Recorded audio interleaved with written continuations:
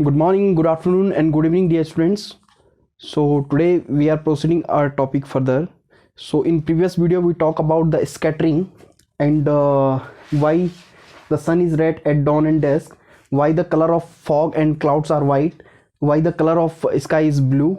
Okay, we discussed in our previous video. Okay, just take a quick revision what we discussed in our previous video.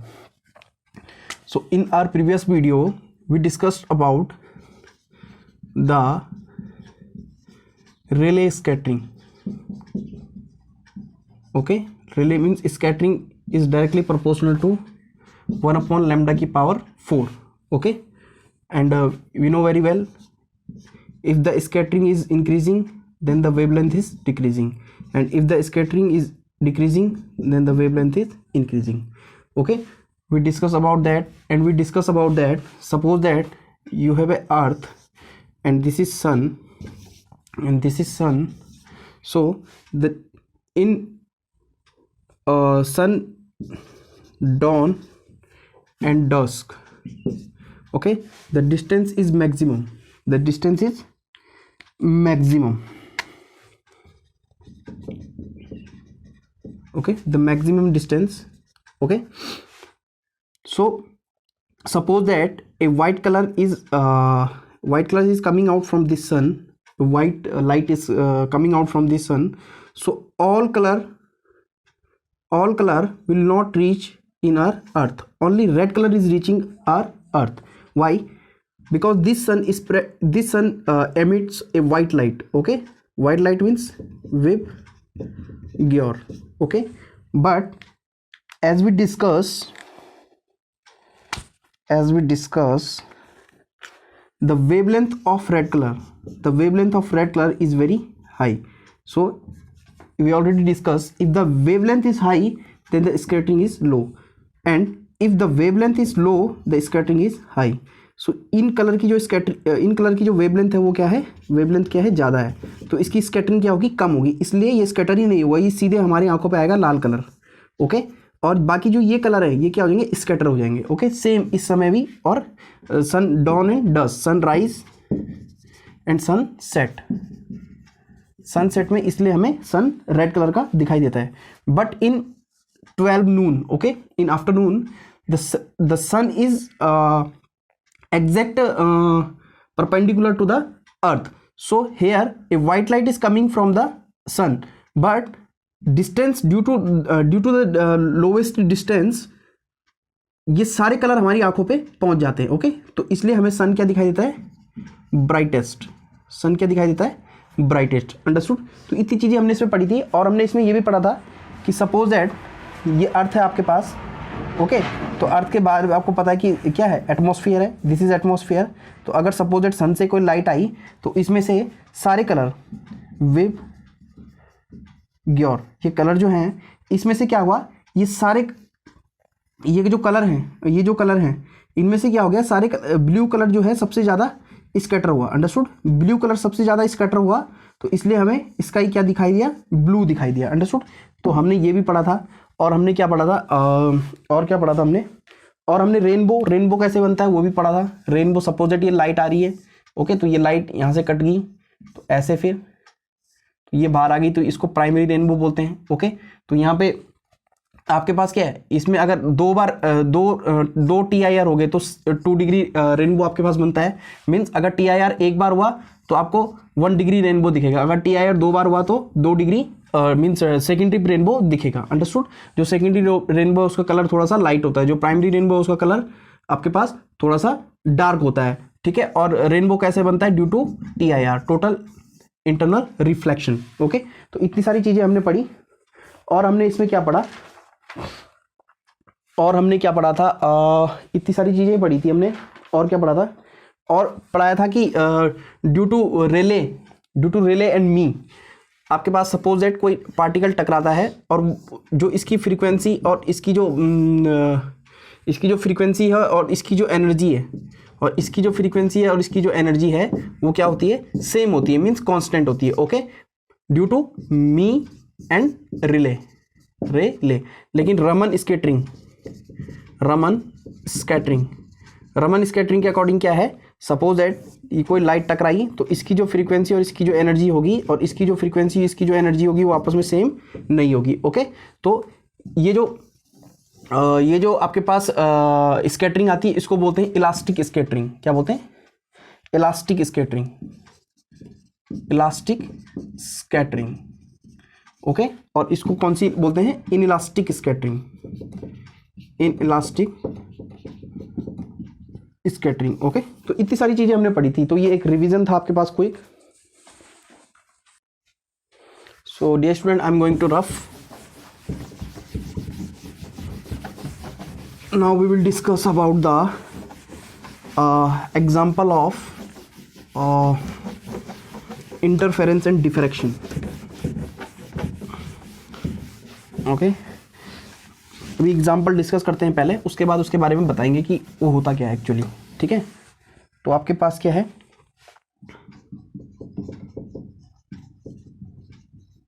Interference है और diffraction. Diffraction के कारण आपको क्या दिखता है और इंटरफेरेंस के कारण आपको क्या दिखता है। ओके, तो जो इंटरफेरेंस है आपके पास, ठीक है, तो आप देखते हैं जैसे colour in oil droplets. Okay, जो आपको कलर दिखता है, कभी देखना आप जैसे बारिश में अगर कोई तेल गिर जाता है तो उसमें आपको कलर दिखते हैं। ठीक है, वो कलर किसके कारण दिखते हैं? इंटरफेरेंस के कारण। ओके, किसके कारण दिखते हैं? इंटरफेरेंस के कारण। ओके, जैसे आपको जो कलर दिखते हैं, कलर इन पीकॉक फेदर, गलत है क्या? COC के पीकॉक फेदर, मोर पंख में जो आपको कलर दिखते हैं वो किसके कारण दिखते हैं? इंटरफेरेंस के कारण। ओके, और थर्ड आपके पास आता है कलर इन सोप बबल्स, सोप बबल्स। जो सोप आपका झाबुन जो आपका साबुन रहता है उससे उसमें जो कलर दिखते हैं आपको वो किसके कारण दिखते हैं? वो भी किसके कारण दिखते हैं आपके पास? इंटरफेरेंस के कारण। ठीक है, और डियर स्टूडेंट इसमें ध्यान देना, जो आपके पास CD और DVD रहती है उसको जब आप ऐसे घुमाते हैं तो उसमें कलर दिखते हैं ना, तो वो किसके कारण दिखते हैं? डिफ्रैक्शन के कारण। CD DVD colour. ओके, और एक होलोग्राम होता है, होलोग्राम। ओके, जैसे वो आप किताब लाते होंगे ना तो किताब के बाहर से एक चिट सी लगी रहती है, तो उसको जब आप ऐसे देखते हैं तो वो कलर चमकते हुए दिखाते हैं, तो वो किसके कारण दिखाई देते हैं? डिफ्रैक्शन के कारण। तो इसके example please note down. So dear student, I hope you get it note down. अब मैं इसको रफ कर रहा हूँ, अब हम चलते हैं। So dear student, now we will discuss about the diffraction. Diffraction. Okay, so what is diffraction? So diffraction क्या होता है? सपोज दैट आपके पास कोई ये सरफेस है। ओके, ये सरफेस है और इस सरफेस में हल्का सा एक स्लिट है। स्लिट मीन्स छेद है, अंडरस्टूड? एक होल है, तो लाइट रेज आएगी। तो आपको पता है कि लाइट रेज जब एक मीडियम से दूसरे मीडियम में जाती है तो लाइट रेज हल्की सी बेंट हो जाती है। वो डिपेंड करती है कि वो किस मीडियम से किस मीडियम में आ रही है। वो बेंड्स टुवर्ड द नॉर्मल और shifted far away from the normal. Okay, दो कंडीशन डिपेंड करती है। लेकिन आपने ये भी पढ़ा कि लाइट जब एक ही मीडियम में चलती है तो अपनी जो बेंडिंग है वो पॉसिबल नहीं है लाइट में जब एक ही उसमें चलती है। लेकिन यहां पे देखते हैं कि लाइट बेंड हो जाती है। सपोज दैट ये लाइट आई, ये लाइट रे आई और यहां से ये हल्की बेंड हो गई, अंडरस्टूड?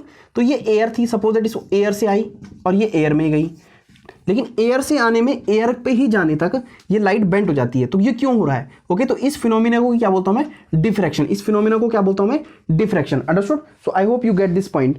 तो ये डिफ्रैक्शन कितना होगा? ये डिफ्रैक्शन कितना होगा? कितनी लाइट डिफ्रैक्ट होगी उसको मैं मतलब डिस्प्लेस होगी। X means displacement. कितना डिस्प्लेसमेंट होगा लाइट में? हल्का सा डिस्प्लेसमेंट होगा। तो हल्के से डिस्प्लेसमेंट के लिए मैंने क्या लगा दिया? Symbol del. ओके, इसको क्या बोलते हैं? डेल्टा या del. Okay, so delta x is congruent to wavelength. जिस तरीके की वो वेवलेंथ होगी, मतलब अगर वो ब्लू है या रेड है या सपोजेड ऑरेंज है, जिस भी कलर का है वो डिपेंड कलर पे करेगा। ओके, तो किस पे? कलर मैं इसलिए बोल रहा हूं क्योंकि वेवलेंथ अलग अलग कलर की वेवलेंथ अलग अलग होती है, अंडरस्टूड? तो किस पे डिपेंड करेगा? वो किस कलर की लाइट है। ओके, तो ध्यान देना कि जैसे सपोज दैट इधर आप खड़े हैं, ओके, और इधर कोई दूसरा खड़ा है और बीच में आपने कोई दीवार है, आई बात समझ में? तो आपने इसको आवाज मारी, लेकिन इसको आवाज तो सुनाई दी लेकिन इसको आप क्या करें, दिखाई नहीं दिए। अंडरस्टूड। तो ये कैसे हो गया, क्योंकि आप ध्यान देना कि जो लाइट की वेवलेंथ है, जो लाइट की वेवलेंथ है लैम्डा है, वो कितने, वो आपके पास होती है 390 नैनोमीटर से 390 नैनोमीटर टू 780 नैनोमीटर। अगर इसको मीटर में कन्वर्ट करेंगे तो 390 into 10⁻⁻9 metre to 780 into 10⁻⁻9 metre. Okay, so उसकी जो वेवलेंथ होती है वो इतनी होती है। अंडरस्टूड। जबकि हम साउंड की बात करें, तो साउंड की जो वेवलेंथ होती है वो होती है 7 नैनोमीटर टू 17 नैनोमीटर। ओके, अगर इसको कन्वर्ट करें तो ये हो जाएगी 7 into 10⁻⁻9 metre to 17 into 10⁻⁻9 meter. तो इस तरीके से जो आप देख रहे होंगे साउंड की जो वेवलेंथ है वो क्या है, इसके कम, ये देखो ये वेवलेंथ बहुत कम है। अंडरस्टूड। और इसकी वेवलेंथ थोड़ा सा ज़्यादा है, तो ये ध्यान देना। अंडरस्टूड, ये ध्यान देना। इसलिए हमें वो चीज़ें दिखाई तो नहीं देती लेकिन हमें सुनाई देती है। अंडरस्टूड। तो ये चीज़ें ध्यान रखना आप। I hope you get this point. So अगर हम डेफिनेशन लिखने पे आए कि डिफ्रैक्शन की डेफिनेशन हम क्या लिखें, तो डिफ्रैक्शन की डेफिनेशन हम लिख सकते हैं बेंडिंग ऑफ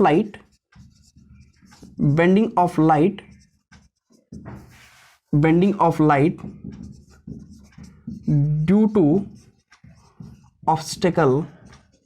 ठीक है, लिखो bending of light around the corner और ऑब्स्टेकल। ओके, ड्यू टू, ये लिखो around the corner, bending of light around the corner और ऑब्स्टेकल। लिखो bending of light around the corner और obstacle is called diffraction of light,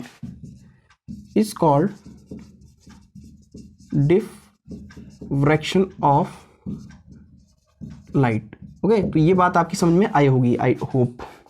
okay, so please note it down. So dear student, I hope you get it note down. Now I am going to rough. ये समझे ना, आपको क्यों नहीं दिखाई दे रहा हो, क्योंकि जो साउंड की जो वेवलेंथ होती है वो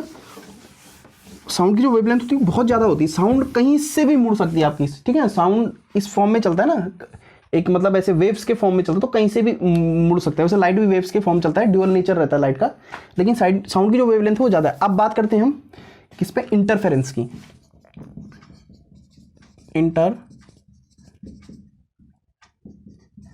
इंटरफेरेंस। ओके, इंटरफेरेंस क्या होता है, इंटरफेरेंस क्या होता है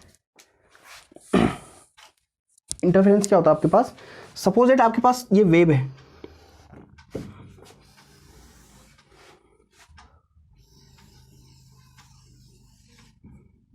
ओके, ये वेव है और ये आपको पता है ये क्या होता है, ये एम्पलीट्यूड। अंडरस्टूड। और वेवलेंथ भी आपको पता है, ये क्रेस्ट होता है। सो दो क्रेस्ट के बीच की जो डिस्टेंस होती है उसे क्या बोलते हैं, वेवलेंथ। आई होप ये बेसिक चीज़ें साउंड वाले चैप्टर में पढ़ लेना। साउंड वाले चैप्टर में बहुत अच्छे से समझा रखा है कौन क्या होता है। अंडरस्टूड। तो सपोज दैट मैंने एक पानी पे पत्थर मारा, क्या मारा, ये पानी है, तो पानी पे एक पत्थर मारा तो एक वेव्स निकली आगे, आ रही बात में। उसके बाद एक वेव्स और आई पीछे से, तो जैसे ये वेव्स आएगी तो ये इस वेव्स के जैसे मीन्स पास पहुंचेगी तो ये इस वेव्स का एम्पलीट्यूड क्या होगी, बढ़ा देगी। अंडरस्टूड। ऐसी जो तीसरी वेव्स आएगी पीछे से वो इसका एम्पलीट्यूड बढ़ा देगी। अंडरस्टूड।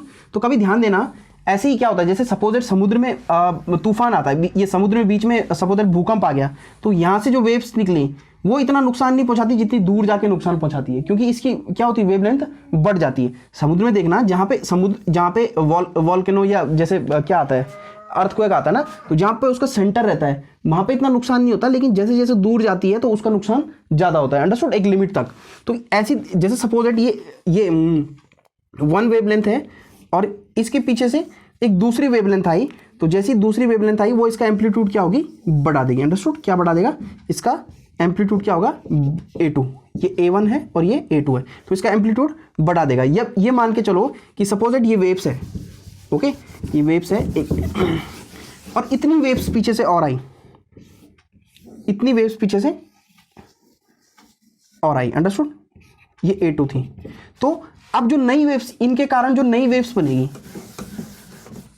इनके कारण जो नई वेव्स बनेगी, इन दोनों के कारण जो नई वेव्स बनेगी वो कैसे बनेगी, ऐसे, अंडरस्टूड। तो जो ये एम्पलीट्यूड होगा ये कैसे हो जाएगा, A1 प्लस A2।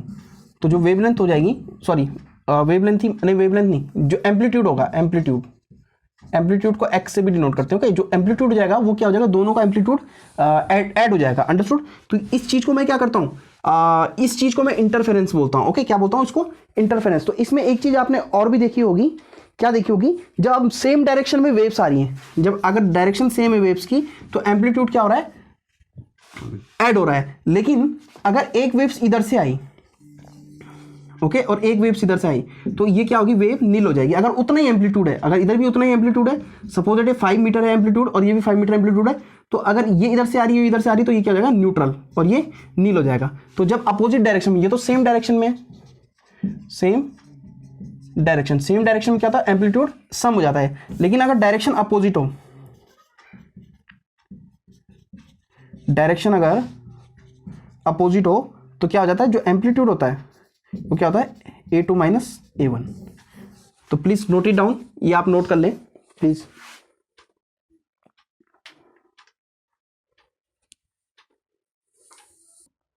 सो डियर स्टूडेंट, ध्यान देना कि जो ऐसी वेव्स हैं, जैसे दो वेव्स एक ही डायरेक्शन में चली और उसका एम्पलीट्यूड जो हो गया वो सम हो गया, तो इसको बोलते हैं कंस्ट्रक्टिव वेव्स, अंडरस्टूड।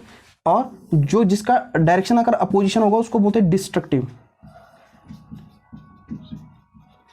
ओके। तो ये बात ध्यान देना, डिस्ट्रक्टिव और constructive. So dear students, now I am going to rough, I hope you get it note down. So अब चलते हैं आइंस्टीन अंकल पे, ओके। आइंस्टीन अंकल पे चलते हैं, ओके।